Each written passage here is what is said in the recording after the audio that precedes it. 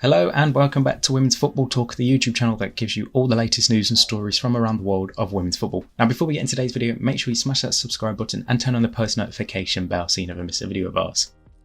So today we're going to be previewing the Women's FA Cup final between Manchester United and Tottenham Hotspur. It is taking place this Sunday, 12th of May at Wembley at 2:30 UK time. So it is a chance for both teams to win their first ever major trophy after been in existence for only about 5 to 6 years respectively for both sides, so it is absolutely incredible to have both teams at this stage in their short footballing careers at a place where they can be winning the FA Cup. For Manchester United, obviously it's been a disappointing regular season in terms of the league, currently in 5th place and most likely set to finish there, whilst Tottenham Hotspur have had a good season for the first full season under Robert Wilhelm. We've seen bits of their season where they've looked really well and started it off well, especially with how well Martha Thomas started off, and then obviously she went on a bit of a purple patch before whilst not scoring. The results were struggling for Spurs, but overall they've been very consistent, and I think they've done really well this season. For Manchester United, it's obviously a big occasion because in terms of wanting to finish this season on a high after such a disappointing season, not doing well in the Conti Cup, obviously falling back from the league position where they were last season, finishing in second, to end this season on a sort of high for Mark Skinner's side could obviously be a massive boost heading into the summer, which is going to be an intriguing one for them because according to reports, Manchester United have offered him a contract extension, which we have spoken about in the past. Now whether this FA Cup success, if should they win it, give him that extra season under Ineos and give him a bit of stability at Manchester United, obviously that would be good for him, but could they also backfire and say if they don't win the FA Cup, could he end up being let go by Manchester United? There's a lot of probabilities, and I don't think it will just be this game that will decide it, but they'll obviously take it into consideration when looking at Mark Skinner's future.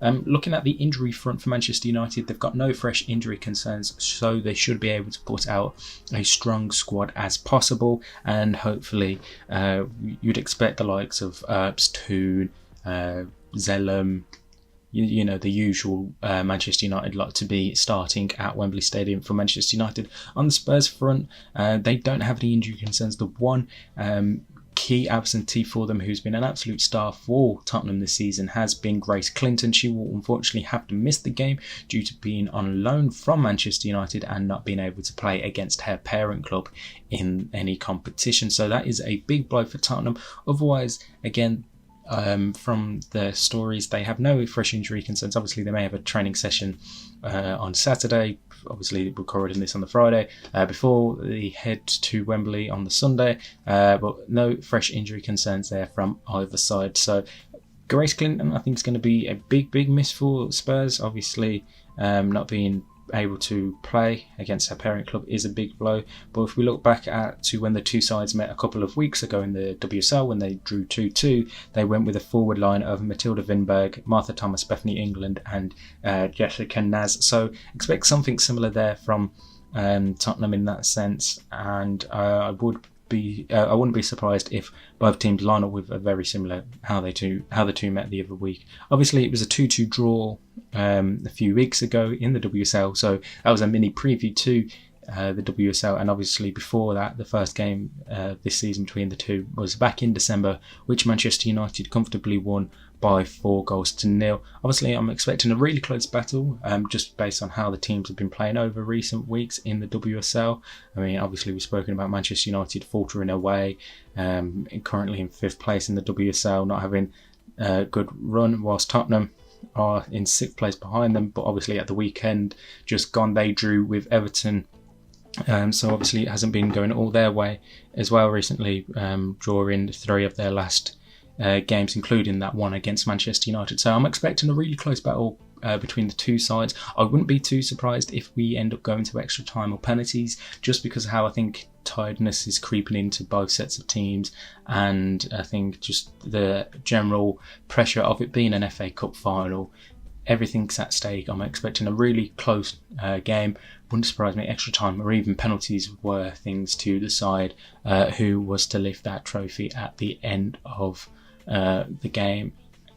If I was to try and pick a favourites now, I would slightly just hedge my bets on Manchester United, just because you look at their forward line and the options they have available.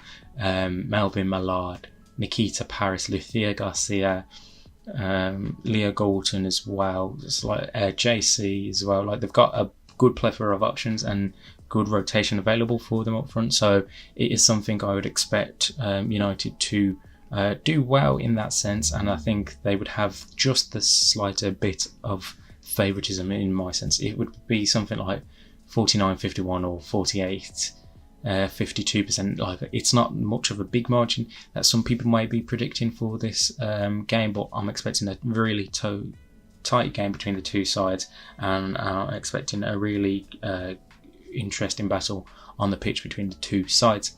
So let me know in the comment section below who you think will win this season's FA Cup final between Manchester United and Tottenham Hotspur. In the meantime, make sure you subscribe and turn on the post notification bell so you never miss a video of ours, and that you're following us on Twitter and Instagram to search Women's Football Talk on both, and you should come across there. And make sure you've listened to our podcast, available on all podcast sites. Just search again Women's Football Talk there, and we have an article out on our website, womensfootballtalk.substack.com. And in the meantime, we'll see you soon.